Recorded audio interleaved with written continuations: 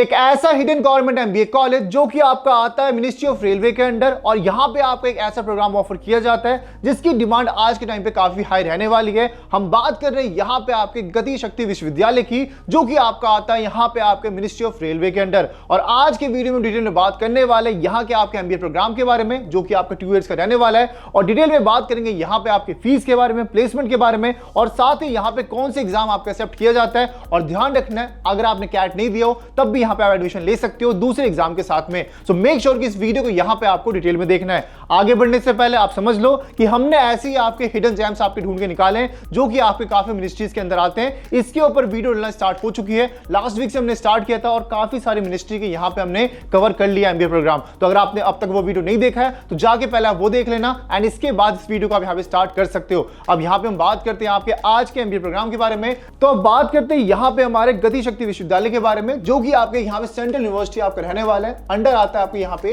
Ministry of railway के अंदर, government of India आपका, एंड ये यूनिवर्सिटी आपको यहाँ पे गुजरात में रहने वाला है। अब जैसे कि हमने बात करी, ये आपका सेंट्रल यूनिवर्सिटी रहने वाला है। ये आपका पास हुआ था एक्ट ऑफ पार्लियामेंट की तरफ, ठीक है, एंड ये आपका 2022, ठीक है, 4 साल पुराना यहाँ पे यूनिवर्सिटी आपका रहने वाला है। एंड यहाँ पे ये प्रोग्राम यहाँ पे 2 ऑफर करता है आपको यहाँ पे, एक तो आपका इंजीनियरिंग फील्ड के अंदर और दूसरा आपका मैनेजमेंट फील्ड के अंदर। और आज की वीडियो में जो बात करेंगे, हम बात करेंगे सिर्फ यहाँ पे आपके मैनेजमेंट रिलेटेड प्रोग्राम आप, जो कि आपके यहाँ पे एमबीए हो गया, उसके ऊपर हम यहाँ पे बात करने वाले हैं, ठीक है। अब जैसे कि आपको पता है, अभी इस साल जो आपके एडमिशन है यहाँ पे 2026 के लिए, ये आपके स्टार्ट होने वाले, और यहाँ पे फॉर्म भी इसकी ऑनलाइन यहाँ पे स्टार्ट हो चुकी है। अगर आपको उसका लिंक चाहिए तो कमेंट कर देना, यहाँ पे आप यहाँ पे गति शक्ति, मैं उसका ऑनलाइन लिंक भी आपको शेयर कर दूंगा। अब बात कर लेते हैं यहाँ पे हमारे प्रोग्राम्स के बारे में। तो जैसे कि मैंने बताया, यहाँ पे आपके 2 प्रोग्राम्स आपके ऑफर किए जाते हैं। सबसे पहला रहने वाला है जो इनका मेन प्रोग्राम है आपका MBA in logistic and supply chain management आपका, ठीक है। एंड जो दूसरा प्रोग्राम होने वाला है, ये होने वाला है आपका MBA in ports and shipping logistic आपका। लेकिन यहां पे आपको ध्यान रखना है, ये आपका जॉइंटली ऑफर किया जाता है आपका इंडियन मैरीटाइम यूनिवर्सिटी के द्वारा, ठीक है।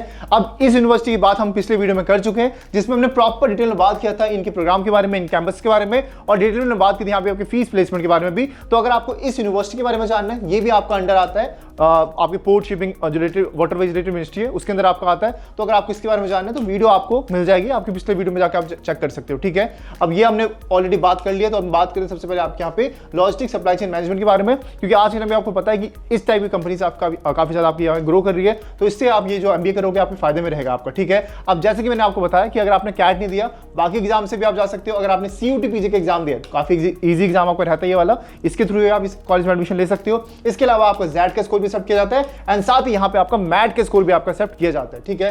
एंड यहाँ पे जो आपकी सीट्स रहने वाली है, इन दोनों प्रोग्राम के अंदर आपकी 30 एंड 30 सीट्स आपके यहाँ पे रहने वाली है, ठीक है। तो यहाँ पे कॉम्पिटिशन ऐसे नहीं होगी, बहुत आसान रहने वाला है। हाँ, आपको अच्छा कॉम्पिटिशन देखने को मिलेगा। अगर आप अपने फील्ड में अच्छे हो तो यहाँ पे आप आराम से एडमिशन ले सकते हो, ये आपका यहाँ पे गारंटी रहने वाला है, ठीक है।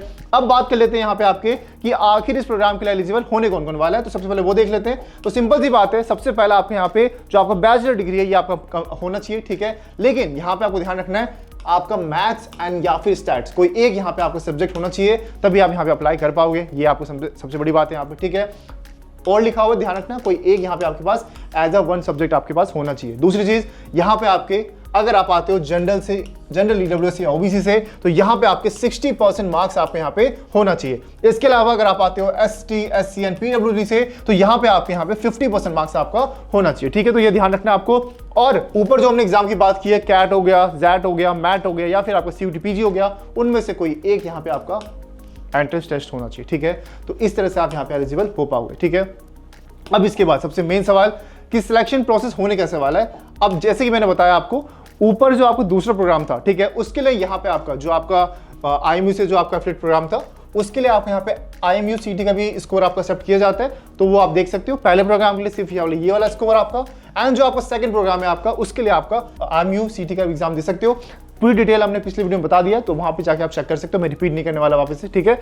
अब सबसे पहली चीज यहाँ पे आपका एंट्रेंस टेस्ट के स्कोर के बेस पे आपका इनिशियल आपका स्क्रीनिंग होने वाला है। शॉर्टलिस्ट कैंडिडेट को आपको बुलाया जाएगा फॉर द पर्सनल इंटरव्यू, जो कि आपको ऑनलाइन मोड में होने वाला है। इसके बाद जो आपकी फाइनल मेरिट लिस्ट बनने वाली है, ठीक है, जो फाइनल मेरिट लिस्ट बनेगी आपकी, इसके अंदर सबसे पहले जो आपका टेस्ट हुआ है उसका यहाँ पे आपका मैं प्रॉपर लिख देता हूँ, 50% आपका यहाँ पे टेस्ट का काउंट किया जाएगा। पर्सनल इंटरव्यू का आपको 20%, ठीक है। उसके बाद जो वर्क एक्सपीरियंस है आपका 10%। अभी हम बात करेंगे कि वर्क एक्सपीरियंस और क्या बात होने वाली है। तो वर्क एक्सपीरियंस का आपका यहाँ पे 10%। इसके बाद जो क्लास 12th का मार्क्स है उसके लिए आपके यहाँ पे 10% होने वाला है। और इसके साथ ही यहाँ पे आपका क्लास 10th का यहाँ पे 10 मार्क्स होने वाला है। तो इस तरह से यहाँ पे आपके 100% आपको यहाँ पे काउंट किया जाएगा, ठीक है। इस बात को आपको ध्यान रखना है। मतलब कि सबसे पहले आपका एंट्रेंस 50%, देन यहाँ पे आपका पर्सनल इंटरव्यू 20%, एंड इसके बाद यहाँ पे आपको वर्क एक्सपीरियंस 10%, एंड 12th और 10th के यहाँ पे 20%, दोनों को मिला के 10% आपका यहाँ पे काउंट किया जाएगा, ठीक है। अब ये तो हो गया इसके बारे में। अब सबसे बड़ा सवाल, वर्क एक्सपीरियंस का 10% कैसे मिला जाएगा। अगर आपका वर्क एक्सपीरियंस 36 मंथ से ऊपर है, ठीक है, तो यहाँ पे मिलेंगे आपको 100%, यानी कि आपको पूरे 10% मिलेंगे। लेकिन अगर आपका यहाँ पे जो वर्क एक्सपीरियंस है वो 12 मंथ से कम है, यानी कि आपने 1 साल से भी कम काम किया कहीं पे, तो उसके लिए आपको मिलेगा यहाँ पे आपको 0 नंबर, ठीक है। इस बात को आपको ध्यान रखना है। एंड इसके अलावा यहाँ पे आप बात कर लेते हैं फीस के बारे में। सबसे इंपॉर्टेंट सवाल कि आखिर इस प्रोग्राम के लिए फीस होने कितने वाली है। तो 2 ऑप्शन यहाँ पे आपके पास रहने वाले हैं। सबसे पहला आपका यहाँ पे डे स्कॉलर, ठीक है, यानी कि आप हॉस्टल नहीं लेने वाले, तो उसके लिए जो आपकी एनुअल फीस होगी ये होने वाली है 2,47,800 आपका। एंड अगर आप हॉस्टल लेते हो, और ध्यान रखना है सिर्फ फीमेल स्टूडेंट के लिए हॉस्टल रहने वाला है, उसके लिए यहाँ पे आपका 3,37,400 यहाँ पे आपको चार्ज रहने वाला है। फर्स्ट सेमेस्टर की बात करो तो ये रहेगा आपका, लेकिन फोल ईयर यानी 2 साल को इसको आप 2 से मल्टीप्लाई कर दोगे तो ये आपका 2 साल का MBA प्रोग्राम का फीस आपका यहाँ पे आ जाएगा। सेम फॉर दिस, अगर आप 2 साल का कर रहे हो तो ये आपका इंटू 2 हो जाएगा आपका, ठीक है। तो ये प्रॉपर आपको यहाँ पे रहने वाला है। हाँ, कोई भी फीस में चेंजेस आते हैं तो ये आपको बता दिया जाएगा बाद में, ये आपको ध्यान रखना है, ठीक है। अब इसके साथ ही एप्लीकेशन जो आपके यहाँ प्रोसेस रहने वाला है आपको ओपन है, ठीक है, अप्रैल के अंदर। तो ध्यान रखना है, वेट करना है, जब भी ओपन होगा मैं आपको अपडेट दे दूंगा इसके बारे में। एंड इसके साथ ही बस ज़्यादा दिन आपको वेट करना नहीं, वैसे आपको यहाँ पे मार्च खत्म होने वाला है, अप्रैल में आपके एप्लीकेशन फॉर्म आ जाएंगे, मान सकते हो आप फर्स्ट वीक के आसपास आ जाएंगे आपके। एंड ऑनलाइन यहाँ पे आपको अप्लाई करना है, ठीक है। जब भी फॉर्म आएगा मैं आपको बता दूंगा कि कैसे अप्लाई करना है, तो उसकी आपको घबराने की बात नहीं है बिल्कुल भी, ठीक है।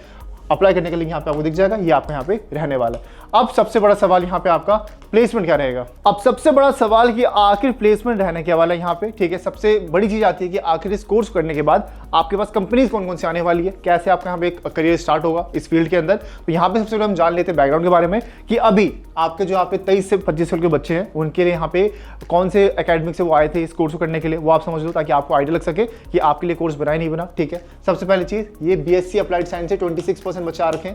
उसके अलावा BE BTech या BArch से आपके 25% बच्चे आ रखे हैं। फिर ऐसा नहीं है कि सिर्फ टेक से आ रखे हैं, आपके कॉमर्स वाले बच्चे भी दिख जाएंगे आपको।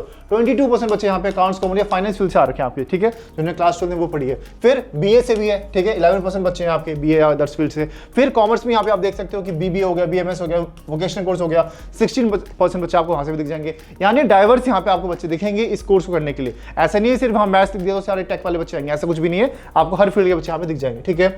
अब सबसे बड़ा सवाल यहाँ पे आपके पास था वर्क एक्सपीरियंस वाली चीज कि कितने % बच्चे कितने वर्क एक्सपीरियंस वाले आ रहे हैं। फ्रेशर यहाँ पे आपको सबसे ज्यादा दिखेंगे, 61% बच्चे दिखेंगे फ्रेशर आपको, ठीक है। 18% लोग दिखेंगे आपको 12 मंथ से कम आपके, 13 to 24 मंथ्स वाले आपको 13%, एंड 24 से ज्यादा आपके 8% लोग यहाँ पे आपके रहने वाले, ठीक है। अब इसके बाद जो आपको यहाँ पे इंटर्नशिप किस किस सेक्टर में मिला था, ठीक है, ये आप देख लो। सबसे पहली चीज रेलवे ऑपरेशन के अंदर 35% लोगों का इंटर्नशिप लगा था। लॉजिस्टिक एंड वेयर हाउसिंग के अंदर आपका 19%। अब क्योंकि आपको पता है कि भाई अंडर आता है रेलवे के अंदर, तो पूरा इन्फ्लुएंस तो होगा ही होगा आपको, ठीक है। फिर सप्लाई चेन एनालिटिक्स के अंदर आपको 6% इंटर्नशिप लगा बच्चों का, 3% लगा आपके एनर्जी सेक्टर के अंदर। फिर वहीं पे आपका एयर कार्गो के अंदर 3%, कंसल्टिंग के अंदर भी लग गया बच्चों को, ठीक है। फिर क्योंकि यहाँ पे दूसरा जो कोर्स होता है आपका वो पोर्ट से रिलेटेड था, IMU से एफिलिएट था आपका वाला डिग्री आपका, तो वो यहाँ पे आपको 21% आपको देखने को मिल जाएगा, उससे भी आपके बच्चों को इंटर्नशिप लगा है, ठीक है। ये हम बात करें इंटर्नशिप की, ठीक है। अब जो आपको पैसे रहने वाले 82% मेल आपका एंड फीमेल आपका 18% यहाँ पे आपका रहने वाला, ठीक है। अब कौन कौन सी कंपनी यहाँ पे आ रही है, जो सबसे बड़ा सवाल है यहाँ पे आपका, तो यहाँ पे आप देख सकते हो आपको टाटा देखने को मिल जाएगी, ठीक है, DSV देखने को मिल जाएगी, जुबिलेंट वर्क देखा जाएगा, JM Baxi हो गया आपका, अडानी हो गया। देखो सबसे मेन बात है जितनी भी आपको लॉजिस्टिक और पोर्ट वाली कंपनीज है ये आपको यहाँ पे खासकर देखने को मिलेगी। टाटा प्रोजेक्ट्स हो गया आपका यहाँ पे, ठीक है, ये देखो फ्रेट कॉरिडोर हो गया आपका, निप्पॉन एक्सप्रेस हो गया, इंडिकोल्ड हो गया आपका, GSW हो गया आप यहाँ पे आपका। तो यहाँ पे बड़ी बड़ी कंपनी जितनी भी आपकी इससे रिलेटेड है, DP वर्ल्ड हो गया आपका, ठीक है। फिर यहाँ पे लॉजिस्टिक्स से TCI हो गया आपका।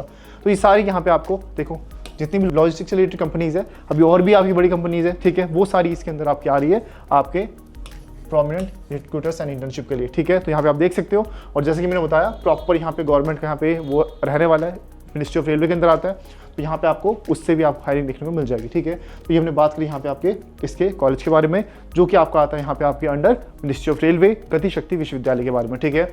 अगर कोई भी डाउट हो इस कॉलेज से रिलेटेड तो नीचे आप कमेंट सेक्शन में पूछ सकते हैं। कुछ और जानना हो एमबी के बारे में तब भी आप नीचे कमेंट कर देना, आपको रिप्लाई मिल जाएगा।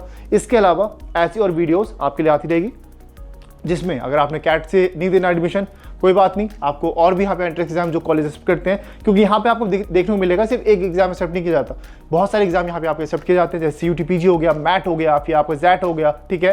तो ये सारे ऐसे कॉलेज हम कवर करने वाले हैं अपने नेक्स्ट वीक के अंदर। सो मेक श्योर इस चैनल को आप सब्सक्राइब कर लेना, वीडियो को लाइक कर देना, ताकि जो भी इंपॉर्टेंट वीडियोस हम डालें आपके पास वो यहाँ तक आपके पास आ जाए। बाकी कल हमने एक बहुत इंपॉर्टेंट वीडियो डाली है आपके यहाँ पे, जो कि आता है यहाँ पे आपका प्रॉपर एक मिनिस्ट्री के अंदर, तो उस वीडियो को भी आप जाके चेक कर सकते हैं। अब मिलते हैं हमारे नेक्स्ट वीडियो के अंदर, जिसमें हम बात करेंगे हमारे अलग टॉपिक के बारे में। तो मिलते हैं नेक्स्ट वीडियो में, तब तक take care and bye bye.